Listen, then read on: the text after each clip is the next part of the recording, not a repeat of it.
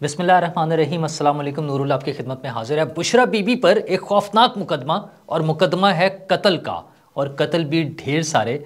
कहानी क्या है, कुछ कहानी खुल गई है, कुछ पुरानी चीज़ों से लिंक हो रही है, वो सामने आ रही है। लेकिन उससे पहले आपको बताऊं कि शाह महमूद कुरैशी भी भागने की तैयारी कर रहे हैं। उन्हें कोई डील मिल नहीं रही, ऑफर की तलाश जैसे होती है ना, उस तरह से वो उसमें लगे हुए हैं। उसकी तफसील यह है कि कल जब वो साइफर केस की समाअत थी अदालत में, तो इमरान खान साहब भी पेश हुए, शाह महमूद कुरैशी भी पेश हुए। दोनों का केस इकट्ठा है, लेकिन शाह महमूद कुरैशी चाहते हैं कि उनका केस अलग हो जाए, और उन्हें गिला ये है कि उनके पास पैसे नहीं हैं कि वो नए और बड़े बड़े वकील कर सकें, और उसके लिए उनकी ख्वाहिश ज़ाहिर है, बड़े वकील के लिए पैसे चाहिए। तो वो कह रहे हैं कि मेरे पास जहांगीर तरीन जैसे लोग नहीं हैं। तो वैसे शाह साहब, अब तो इमरान खान साहब के पास भी जहांगीर तरीन नहीं है, और लोग हैं। तो क्या आपको जहांगीर तरीन की ज़रूरत पड़ गई है? क्या ये मैसेज जहांगीर तरीन के लिए है कि जहांगीर तरीन साहब ज़रा आएँ, मुझे सपोर्ट करें और मैं आपके साथ मिल जाऊँ? और उन्हें एक बहाना भी चाहिए कि पीटीआई से अलग किस तरह से होना है।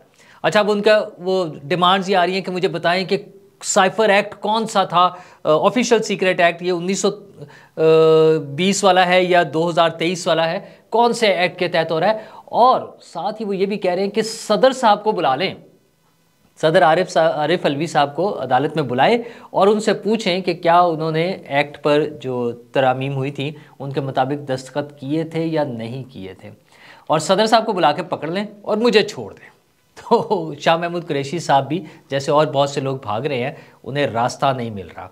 एक तो वो ज़ाहिर इस्टेब्लिशमेंट से डील चाहते हैं, और दूसरा आईपीपी यानी जहांगीर तरीन साहब कि सर आएँ, मुझे बचाएं, कोई पैसे वैसे लगाएं, कोई वकील दें। असल में तो मुझे अपने साथ शामिल कर लें और मेरी इससे जान छूट जाए, क्योंकि इलेक्शन होने वाले हैं, और इलेक्शन में पीटीआई के काफ़ी सारे धड़े होंगे। तो वो जो लोग भी कोई बड़ा ग्रुप बनाने में कामयाब हो जाएंगे, सारे उन्हें कोई 2-4 या जितनी भी सीटें मिल जाएंगी, वो एक नेगोशिएशन पोजीशन में आ जाएंगे। और मुस्तकबिल के सेटअप में अगर इलेक्शन हो रहे हैं और एक नई हुकूमत बननी है, तो उस मुस्तकबिल के सेटअप में उन्हें भी कुछ अच्छा फेवरेबल सी चीज़ जगह मिल जाए। लेकिन अच्छा, इस पे वैसे तो और भी मुख्तलिफ आराम मौजूद हैं, लेकिन इलेक्शन में पीटीआई का बनेगा क्या पीटीआई कोई अच्छी पोजीशन में होगी? क्या इमरान खान साहब का जो बल्ले वाला कॉन्सेप्ट है, वो इंतखाबी निशान जो है वो मौजूद होगा? क्योंकि इंट्रा पार्टी इलेक्शन जो है वो मशकूक होते जा रहे हैं। उस पर जो जिस तरह से बातचीत हो रही है कि कोरम पूरा नहीं था, उसमें इंट्रा पार्टी इलेक्शन के लिए जो कैंडिडेट्स थे उनके पेपर्स ही, नॉमिनेशन पेपर्स ही प्रिंट नहीं किए गए, तमाम लोगों को मुकाबले में इलेक्शन में हिस्सा लेने की इजाज़त नहीं थी, वोटर लिस्ट कोई नहीं थी। ये सारे मसाइल जो हैं इलेक्शन कमीशन के सामने अभी जाने हैं। तो इलेक्शन कमीशन में अगर इन पर ऑब्जेक्शन हो जाता है, और बड़े वैलिड ऑब्जेक्शन है, क्योंकि ये वाकई ये सारा काम नहीं हुआ बिल्कुल ही, जो है ना वो उस दिन इमदाद सुमरो साहब तो इसको झुरलू इलेक्शन कह रहे थे। झुरलू इलेक्शन ही समझ लें। वैसे तो पॉलिटिकल पार्टीज़ के इलेक्शन इसी तरह होते हैं, लेकिन कम अज़ कम वो अपनी फॉर्मेलिटीज़ पूरी कर देते हैं। तो इन्होंने तो वो भी फॉर्मेलिटीज़ पूरी नहीं की, उन्हें सिर्फ अनाउंस करना था 15-20 मिनट में अनाउंस करके कि पंजाब का सदर वो यास्मीन राशिद है, सिंध में उधर है, और ये करके उन्होंने फारिग कर दिया, उनका जी बस इलेक्शन हो गया।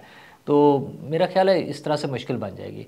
और अब दावा ये भी आ रहा है कि बल्ले का इलेक्शन इमरान खान साहब की बजाय परवेज़ खटक साहब को मिलना है, और इन्हें शायद हॉकी मिल जाए, या वो बेसबॉल वाला जो डंडा होता है ना, बैट जो बेसबॉल वाला है, वो इन्हें मिल जाए। तो इस तरह की कोई भी चीज़ हो गई तो वोटर कंफ्यूज होगा, बैट पर स्टैंप लगानी है या किसी नए उस पर, और उसमें भी कितने कैंडिडेट्स होंगे, और लोग इलेक्शन लड़ सकेंगे या नहीं लड़ सकेंगे, ये बहुत सारे मसाइल होंगे। तो जहाँ पर कैंडिडेट्स के लिए मसाइल है, वहाँ पर जो टॉप लीडरशिप है, ख़ुद इमरान खान साहब, शाह महमूद कुरैशी साहब फंसे हुए हैं। इमरान खान साहब का बहुत सारे केसेस हैं, उनको सामने नहीं आ पा रहे हैं। वो चाहते हैं कि ओपन ट्रायल हो, लेकिन वो भी जेल में ही हो रहा है। तो दूसरी तरफ बुशरा बीबी के लिए भी मसाइल बढ़ते जा रहे हैं। उनकी एक ऑडियो टेप पहले आ गई है, और वो उसका एक पार्ट है, क्योंकि उसका अभी दूसरा पार्ट आना बाकी है। वो मुनीब फ़ारूक साहब ने बताया एक प्रोग्राम में कि उसका दूसरा पार्ट भी आ सकता है। वो दूसरा पार्ट क्या होगा, वो इससे ज़्यादा ख़तरनाक होगा, क्योंकि इसमें तो ख़तरनाक या ख़तरनाक वाली कोई चीज़ थी नहीं। तो वो दूसरे पार्ट में क्या चीज़ें आएंगी ये तो वक्त आने पर पता चलेगा। लेकिन इससे भी ज़्यादा ख़तरनाक चीज़ जो है वो उनके ख़िलाफ़ कत्ल का मुकदमा है। और कत्ल का मुकदमा भी छोटा सा नहीं है, वो बड़ा ही खौफनाक सा केस बन रहा है। अफशा साहिबा ने जो इन्होंने पहले भी दारुल अमान और यतीम खाने के हवाले से कुछ चीज़ें रिवील की थी, उनके हवाले से केस पहले भी चल रहा था, अब उन्होंने ज़्यादा खौफनाक इंकशाफ कर दिया।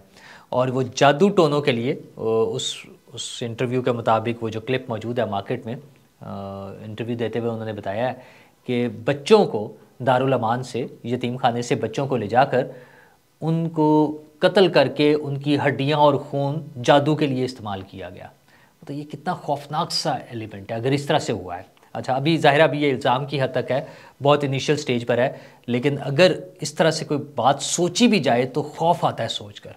अच्छा, वो लिंक कैसे होती हैं चीज़ें, इंटरलिंक कैसे होती हैं, एक दूसरे से मिलती हैं। जब इमरान खान साहब के इधर ज़मान पार्क पर छापा पड़ा और इन्हें गिरफ़्तार किया गया था पहली दफ़ा, तो उस पर ये बातें आई थी कि बुशरा बीबी ने रोकने की कोशिश की, इमरान खान साहब अंदर छुप गए थे।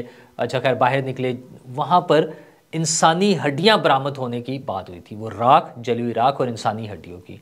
तो मैंने भी आपको उस वक्त ये खबर दी थी, हमने इस बात पर डिस्कस किया, ये काफ़ी शोर मचा, लेकिन वो फ़ौरन ये बात दब गई थी।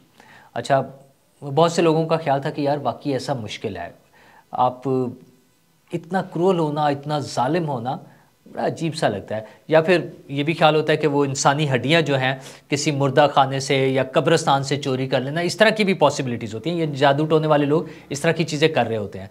अच्छा, यहाँ पर ज़्यादा इसलिए शक जाता है इमरान खान साहब के हवाले से कि वो इस तरह की चीज़ें रूटीन में हो रही थी।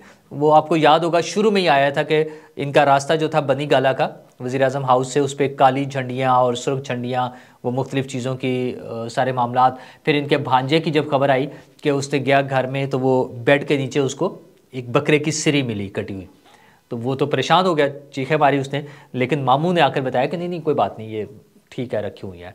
तो वो काले जादू, इंसानी खून, पुतलों में सुइयाँ लगाना, ये सिरियाँ और इंसानी हड्डियाँ, ये बड़े खौफनाक से एलिमेंट्स हैं।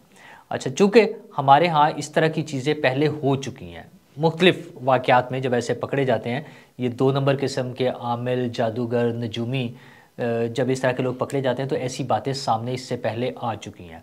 अच्छा, उसमें मासूम बच्चों का या इंसानों का इस्तेमाल इस खौफनाक हद तक, बाज़ जगहों पे तो वो रिश्तेदारों में और कुछ ऐसी चीज़ें भी, मतलब इतनी नेगेटिव चीज़ें हम खबरें पहले सुन चुके हैं, ये कोई अनहोनी चीज़ नहीं है। लेकिन इस लेवल पर वज़ीर आज़म हाउस में या उनके घर पर, मतलब गैर सरकारी, मतलब जो उनकी पर्सनल रहाइशगाह थी वहाँ पर भी या कहीं भी इस तरह के वाक़यात होना इंतहाई तशवीश की बात है। और इस तरह के इल्ज़ामात जो हैं, अफशा साहिबा के जो इल्ज़ामात हैं, उनके जो पहले वाले इल्ज़ामात थे उन पर भी और इस इल्ज़ाम पर भी बड़ी सीरियस किस्म की तहकीकात होनी चाहिए। उनके केसेस, इमरान खान साहब के केसेस जो हैं अब आला अदालतों में, जिसमें हाई कोर्ट और सुप्रीम कोर्ट के लेवल पे मौजूद हैं, और हुकूमत भी जहाँ भी जो भी, मतलब इवन वो निगरान हुकूमत है, पंजाब की है, वफाक की है, इस किस्म की बातों को सीरियस लेना चाहिए। या तो मतलब क्लियर हो जाए कि ऐसी कोई बात नहीं है, और अगर इसमें कोई भी सच्चाई है किसी भी हद तक तो उसको प्रॉपर इन्वेस्टिगेट होना चाहिए। अदरवाइज़ इस झूठे प्रोपेगेंडे को भी रोकना चाहिए। मतलब वो झूठा प्रोपेगेंडा ज़रूरी नहीं कि जो इमरान खान साहब और उनकी पीटीआई की तरफ से हो रहा है उसी को रोकना है। अगर उनके ख़िलाफ़ भी कोई इस किस्म का इतना गैर इंसानी बातों के हवाले से प्रोपेगेंडा हो रहा है, चाहे वो इमरान खान के ख़िलाफ़ हो रहा हो, मतलब इसमें तो कोई ऐसी बात नहीं है कि उनके खिलाफ अलाउ किया जा सकता है, तो उसको भी चेक करना चाहिए। मतलब ये बड़ा ही सीरियस इशू है। तो उसमें अब कुछ लोगों का ख्याल है कि बुशरा बीबी पर कत्ल का मुकदमा बन सकता है और ये बड़ा ही खौफनाक होगा, और उसमें फिर शरीक मुलजिम इमरान खान साहब भी होंगे। इमरान खान साहब पे पहले एक बना था, लेकिन वो ज़ाहिर है कोई इस तरह का मसला नहीं था, उसमें तो वो बच जाएंगे। बचना मतलब एक आध केस में किसी में बच भी जाएँ, लेकिन ये अभी ऑफिशियल सीक्रेट एक्ट और 9 मई के वाक़यात, अभी इतनी सारी चीज़ें कि उनका वैसे कानून के हाथों बच जाना, मतलब क्लियर होके क्लीन चिट लेके बाहर आ जाना और इलेक्शन लड़ना, पार्टी को क़यादत करना, ये चीज़ें तो अभी फ़िलहाल मुस्तकबिल करीब में नज़र नहीं आ रही। लेकिन इस तरह का कत्ल का मुकदमा खुदा न खास्ता अगर बनता है तो न सिर्फ ये बदनामी का बाइस होगा पूरी दुनिया में पाकिस्तान के लिए, बल्कि अफसोस की बात होगी। मेरा ख्याल है हमें उम्मीद करनी चाहिए कि ऐसी बातें ना हों। बुशरा बीबी पर और मसले चलते रहेंगे। ये कत्ल का मुकदमा जो है हम सब के लिए शर्मिंदगी और बदनामी का बाइस होगा। और अगर इलेक्शन हो रहे हैं तो जो भी पार्टियाँ आएंगी उनको भी सोचना चाहिए मुस्तकबिल के हवाले से कि इन चीज़ों पे कोई कानून साजी की जाए और जहाँ पर भी इस्तेहसाल हो सकता है, चाहे वो दारुल अमान हो, वो यतीम खाना है, वो कहीं जेल में है, कहीं लॉकअप में है, लोगों का इस्तेहसाल जो है वो ना हो। स्टेट की ज़िम्मेदारी है, हुकूमत की ज़िम्मेदारी है, लोगों का तहफ़्फ़ुज़ करना, उनके जान और माल का तहफ़्फ़ुज़ करना उनकी ज़िम्मेदारी है। तो हम सब के लिए, लोगों के लिए, मेरे लिए, आपके लिए, हम 25 करोड़ लोगों के लिए उनको तहफ़्फ़ुज़ फ़राहम करना हुकूमत की ज़िम्मेदारी है और उन्हें इस हवाले से काम करना चाहिए। शुक्रिया।